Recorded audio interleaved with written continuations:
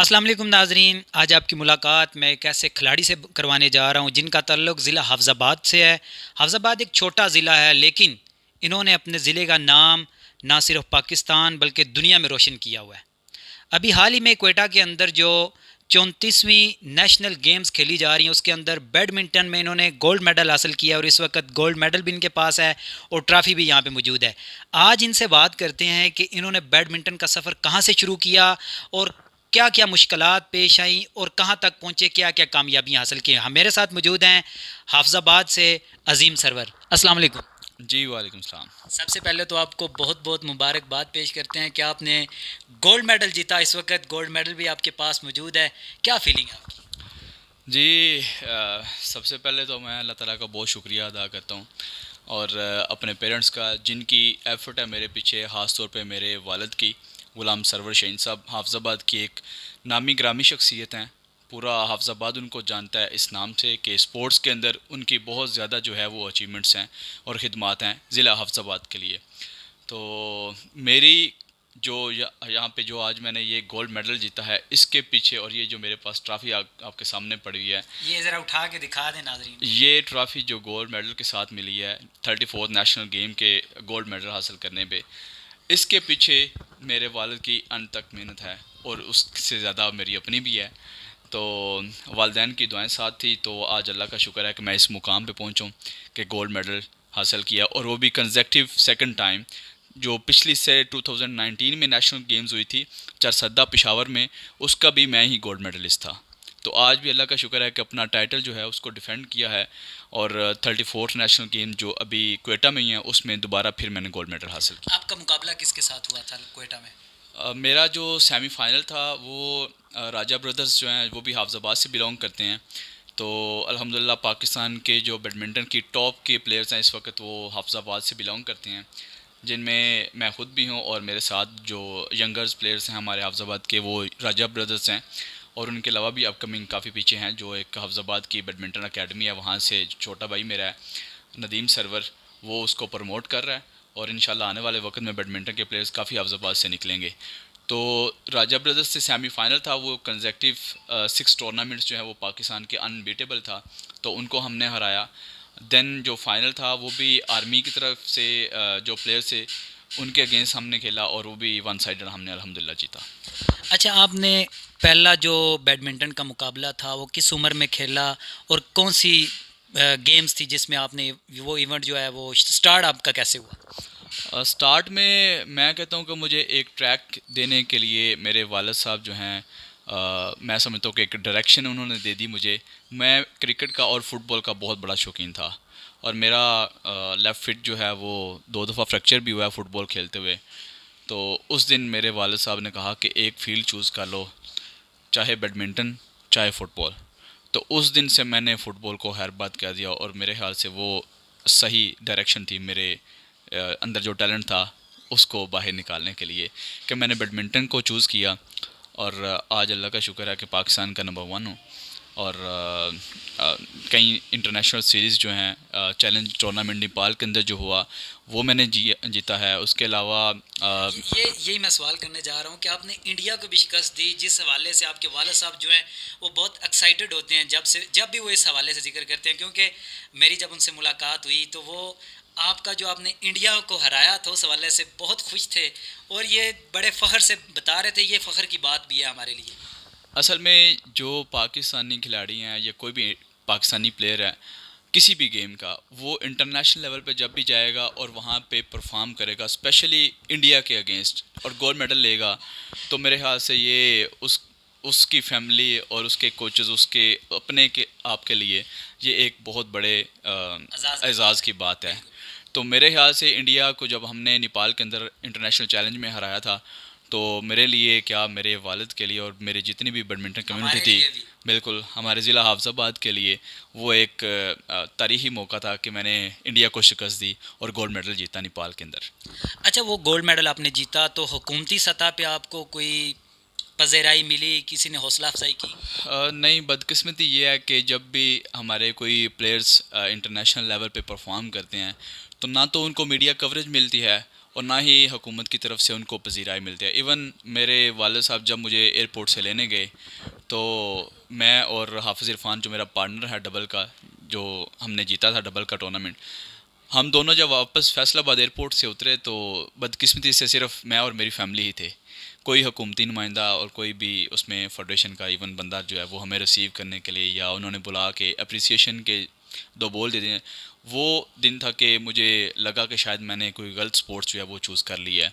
मुझे क्रिकेटर ही होना चाहिए था, ताकि मैं जीत के आता तो शायद आगे कुछ पाँच सैकड़ों सात, हजारों हाँ, हज़ारों लोग खड़े होते फूलों की मेरी। पत्तियां निछावर कर ठीक रहे है, होते। और साथ में जो मीडिया है वो कोई 10-15 गाड़ियाँ उनकी भी खड़ी होती।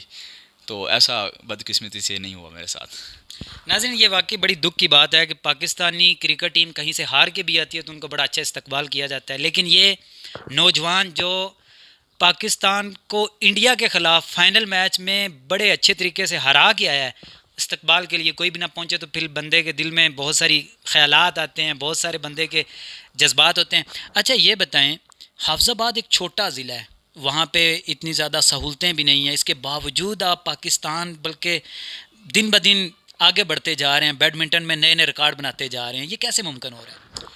असल में देखें, बैडमिंटन जो है वो एक आम स्पोर्ट्स नहीं है, ये एक बहुत एक्सपेंसिव स्पोर्ट्स है। हमारी जो शटल कॉक है इसका बहुत ज़्यादा एक्सपेंस है, डेली बेसिस पे है कि आपकी जो शटल टूट जाने वो आपके किसी काम नहीं है। तो आपकी जो शटल का एक बॉक्स है वो अप्रोक्सीमेटली 4000 का है। तो आप इसी से अंदाज़ा लगा लें कि एक बॉक्स जो है वो 2 से 3 दिन मैक्सिमम निकालता है आपका, उसके बाद आपका वो 4000 जो है वो ख़त्म है आपका। तो इस हिसाब से अगर देखा जाए तो एक्सपेंसिव गेम के नाते हमारे जो इंस्टीट्यूट हैं वो प्लेयर्स को प्रमोट कर रहे हैं कि एडमिशन्स देते हैं कॉलेजेस यूनिवर्सिटी में, तो वो वहाँ पे उनको प्रोवाइड करते हैं ये फैसिलिटी कि आप खेलें, और हमें भी हमारे कॉलेज जो यूनिवर्सिटी है उसको भी प्रमोट करें और उसके साथ साथ अपनी गेम जो है उसको भी इम्प्रूव करें। तो ये एक प्लस पॉइंट है हमारे पाकिस्तान में। वरना बैडमिंटन जैसी जो गेम है उसके खेलने के लिए आपको या तो फाइनेंशियली बहुत स्ट्रांग होना पड़ेगा या आप खेल नहीं सकते, ये दो ही या वजूहत बड़ा है। स्पॉन्सर होना चाहिए। स्पॉन्सर होना चाहिए। तो मेरे ख्याल से 2-3 इंस्टीट्यूट हैं जो मैं समझता हूँ कि इस वक्त काफ़ी स्पोर्ट्स को आगे लेके जा रहे हैं, जिसमें मैं खुद गवर्नमेंट कॉलेज यूनिवर्सिटी लाहौर से पढ़ा हूँ। तो जीसी यूनिवर्सिटी जो है वहाँ पे मेरे उस्ताद थे उमर ज़ीशान साहब, उन्होंने मुझे मेहनत करवाई और मैंने अपना 100% दिया, बल्कि 100% नहीं 200% दिया। और उनके शागिर्दी में ही मैंने पाकिस्तान नंबर 1 जो मुराद अली अभी जो नेशनल गेम्स का सिंगल्स का विनर हुआ है, उसको मैंने फ़र्स्ट टाइम वहाँ पे हराया था, जो अनबीटेबल था उस वक़्त का। तो उसके बाद मेरी जो सक्सेस है उसका आगाज़ हुआ था। आहिस्ता आहिस्ता फिर जो है वो मेरी मेहनत जो है वो रंग लाती गई और मैं कामयाबियाँ समेटता गया। उसके साथ ही मैं पाकिस्तान का 2 दफ़ा का नेशनल चैम्पियन डबल्स का हुआ, 5 रैंकिंग्स जीती, और मिक्स डबल जो है उसका भी नेशनल चैम्पियन हुआ।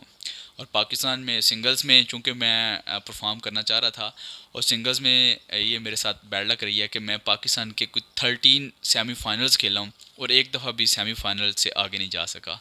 तो आई विश के मैं सिंगल में भी पाकिस्तान का नाम नेशनल लेवल पे और इंटरनेशनल लेवल पे भी परफॉर्म कर सकूं। मतलब इसका वो आपके साथ जब हाफिज़ इरफान आ जाते हैं तो आपके ऊपर रहमतों का नज़ूल शुरू हो जाता है, फिर आप फाइनल जीत भी जाते हैं। देखिए, पार्टनरशिप आप जिसके साथ भी बनाते हैं, अब मैं और हाफिज़ इरफान तकरीबन 11 टूर्नामेंट्स जो हैं उनका फ़ाइनल हारे हुए हैं। अच्छा। ठीक है, लगातार फाइनल। और रिजवान आज़म और काशिफ सलारी पाकिस्तान के जो मोस्ट फेमस और जी जी। प्लेयर्स थे, उनको उनके साथ हमारा फ़ाइनल आता था और हम वो फाइनल ही हारते थे और वन साइडेड ही तकरीबन हारते थे उनसे। तो 9-10 टूर्नामेंट हारने के बाद तो हम ऐसे डिसअपॉइंटेड हो गए कि शायद इनसे हम जीत ही नहीं सकते। तो फाइनली ये हुआ कि आपकी जो मेहनत है अगर आप वो करते रहते हैं तो एक दिन ऐसा ज़रूर आता है कि आप जो है उनको डिफीट कर देते हैं। और यही टाइम आया कि 2016 की जो नेशनल चैम्पियनशिप हुई कराची के अंदर, उसमें मैंने उन्हीं पेयर को फ़र्स्ट टाइम जो है वो शिकस्त दी सेमीफाइनल में, और फाइनल भी हम जो है वो जीते उस वहीं टूर्नामेंट। उसके बाद जो है फिर मैं कंटिन्यूसली 2 दफ़ा नेशनल चैम्पियन हुआ और मिक्स डबल का 1 दफ़ा का नेशनल चैम्पियन हुआ, और साथ में जो है रैंकिंग जो पाकिस्तान के टूर्नामेंट्स होते हैं नेशनल लेवल के, उसमें भी मैं 5 रैंकिंग्स जो है वो जीता हूँ। बहुत बड़ी अचीवमेंट है। अच्छा ये बताएं कि हाफिज़ इरफान के साथ अभी तक आप कितने हाफिज़ इरफान और आपकी जोड़ी कितने मुकाबले पाकिस्तान के अंदर खेल चुके हैं और कितने इंटरनेशनल लेवल पे खेल चुके हैं, उनमें से कितने जीते और कितने हारे? असल में देखें पाकिस्तान के अंदर तो 2015 से हमारा पेयर बना हुआ है, और 2015 के बाद हम आगे लेके जा रहे हैं अपने इवेंट्स को। हम इसी के अंदर 18-19 तक जो है पाकिस्तान नंबर 1 रहे हैं। और उसके बाद जो है हाफिज़ इरफान की इंजरी हो गई थी लाहौर के अंदर टूर्नामेंट्स के अंदर, तो मैं 2 साल जो है वो डबल्स नहीं खेल सका उसके साथ। और फिर उसके बाद कुछ ऐसे क्राइसिस आए कोविड में, और बाकी मुल्क जो है उसमें कोई इवेंट्स ना होने की वजह से हम लोग कहीं परफॉर्म नहीं कर सके और हमें मौका ही नहीं मिला। 2018 में एशियन गेम्स जो हुई थी इंडोनेशिया के अंदर, उसमें मैंने परफॉर्म किया, और वही लड़का जिसके साथ मैं तब खेला था इस वक्त वो वर्ल्ड के टॉप के 2-3 में है। और मैं इस वक्त क्या हूँ कि मुझे 2018 के बाद एक सिंगल टूर भी पाकिस्तान को रिप्रेजेंट करने का मौका नहीं मिला, जिस वजह से हम लोग पीछे रह जाते हैं, हमारा टैलेंट ज़ाया हो जाता है। हमें मौका नहीं मिलेगा तो हम कैसे परफॉर्म करेंगे? तो मेरे ख्याल से बदकिस्मती ये है कि सिर्फ एक स्पोर्ट्स है क्रिकेट जिसको प्रमोट किया जाता है, बाकी 37 गेम्स हैं जो पीएसबी के अंडर आती हैं, उनको प्रमोट उस तरह नहीं किया जाता। हालांकि क्रिकेटर जो हैं वो भी पाकिस्तान के लिए ही खेलते हैं और हम भी अपने मुल्क के लिए खेलते हैं। तो मेरे ख्याल से ये एक दौरा म्यार जो है पाकिस्तान से ये ख़त्म होना चाहिए। ये एक मेरा मैसेज है जितनों भी हमारे हुकूमती इदारे हैं उनके लिए और स्पोर्ट्स के जो प्रमोटर हैं उनके लिए, कि स्पोर्ट्स क्रिकेट नहीं है, बाकी भी हैं, हम भी पाकिस्तान के लिए खेलते हैं और हमारी भी ख्वाहिश होती है कि हम भी मेडल लेके आएँ। तो आप क्रिकेट के अलावा बाकी स्पोर्ट्स को भी काइंडली देखें। अगर ये कहा जाए कि बाबर आजम बहुत अच्छे खिलाड़ी हैं, लेकिन उनकी निस्बत आपकी मेहनत भी ज़्यादा है, आपका वर्क भी ज़्यादा है, आप ज़्यादा अच्छा खेलते हैं, तो आपको उतनी पज़राई नहीं मिलती, ऐसे ही है? बिल्कुल ऐसे ही है। अच्छा, तो ये ज़रा बताएं कि पाकिस्तान में इस वक्त टॉप के जो 5 बैडमिंटन के प्लेयर हैं वो कौन कौन से हैं, उनमें आपका कौन सा नंबर है? असल में डबल्स जो है वो बेसिकली मैं अच्छी खेलता हूँ, और सिंगल जो है वो मैंने आपको जैसे बताया कि मैंने 13 सेमीफाइनल्स खेले, एक दफ़ा भी फाइनल में नहीं जा सका। तो डबल्स के जो इस वक्त मैंने आपको बताया पाकिस्तान के जो टॉप के डबल्स के पेयर हैं, एक तो राजा ब्रदर्स से जिनसे हमने अभी सेमीफाइनल मैंने और हाफिज़ इरफान ने जीता है, एक वो है, एक हमारा पेयर है, और इसके अलावा लरोश और अवैस एक लड़का है इस्लामाबाद से बिलोंग करता है, वो है। उसके अलावा मुराद और शुएब रियाज एक पेयर है। तो ये मेरे हाथ से कोई टॉप के कोई 3-4 पेयर्स पाकिस्तान के अंदर मौजूद हैं इस वक्त। आपकी इस रैंकिंग में कौन सा नंबर है? लेटेस्ट जो है मैं और हाफिज़ इरफान, जैसे मैंने आपको बताया कि मैं उससे खेल नहीं था रहा 2019 के बाद, जब से उसकी इंजरी हुई है। तो उसके बाद अभी मैंने ये उसके बाद टूर्नामेंट खेला है पहला नेशनल गेम्स का, और अल्हम्दुलिल्लाह पहला ही हम जीत गए हैं आफ्टर अ लॉन्ग टाइम, जिसमें गोल्ड मेडल जीता है। आपके सामने ये ट्रॉफ़ी भी पड़ी हुई है, ये विनर्स की, और साथ में ये गोल्ड मेडल जो है वो ये मैंने जीता है। तो मेरे ख्याल से ये मेरी बेस्ट अचीवमेंट है कि कंसेक्टिव आफ्टर 4 इयर्स ये टूर्नामेंट होता है, तो मैंने इसको दोबारा फिर अपने नाम कर लिया अगले 4 साल के लिए। बिल्कुल ठीक हो गया। अच्छा, क्वेटा के अंदर आप गेमें खेलने गए हुए हैं, तो वहाँ पे कैसे इंतज़ामात थे खिलाड़ियों के हवाले से, ग्राउंड के अंदर क्या इंतज़ामात थे? क्वेटा बेसिकली एक बिल्कुल हट के शहर है, हमारे पंजाब से डिफरेंट है थोड़ा सा, क्योंकि जिस तरह यहाँ पे फैसिलिटीज़ हैं इस तरह क्वेटा के अंदर मौजूद नहीं है, और वहाँ से प्लेयर्स भी बैडमिंटन के आते ही नहीं है, ना होने के बराबर है। यूँ समझ लें कि हमारा बिगनर प्लेयर और उनका प्रोफेशनल प्लेयर इक्वल है। तो फैसिलिटीज़ उनके पास हैं, और पंजाब से थोड़ी कम है। जिस तरह हमारे पास स्पोर्ट्स कम्प्लेक्स है, लेकिन उसकी उस तरह देखभाल और वहाँ पे काम करने वाले बंदे नहीं हैं, प्रमोटर नहीं है बेसिकली, जो प्लेयर्स को सपोर्ट कर सकें और आगे ले जा सकें, कैंप्स लगाएं और अच्छे कोचेज़ जो हैं वो वहाँ पे जाके ट्रेनिंग करवाएं। तो ये उनके लिए एक नेगेटिव पॉइंट है कि उनके पास वो फैसिलिटी मौजूद नहीं है उन प्लेयर्स के लिए। अच्छा, ये आपने कल सोशल मीडिया पे पोस्ट लगाई थी, उसमें आपने चंद लोगों का जिक्र किया जिनके नाम आपने ये अपनी जीत की है, उसमें आपने अपने बेटे का भी नाम लिया है, तो फिर दोबारा से ज़रा बता दें किन के नाम आप ये कर रहे हैं जी? लें जी, मैं बिल्कुल ये वाली जो विक्ट्री है वो अपने बेटे मोहम्मद शाज़ैन के नाम कर रहा हूँ, क्योंकि ये शायद जब से वो आया हुआ है ये लगातार दूसरा इवेंट है जो मैं जीत रहा हूँ। तो पिछला जो था वो मैंने किया था अपनी मिसेज़ के लिए, और ये जो है ये मैं कर रहा हूँ अपने बेटे के लिए। गुड हो गया। नाजरीन, अजीम सरवर साहब यहाँ पे हमारे साथ मौजूद हैं, जिन्होंने पाकिस्तान का, ना सिर्फ पाकिस्तान के अंदर बल्कि दुनिया भर में इनको बैडमिंटन के हवाले से जाना और पहचाना जाता है।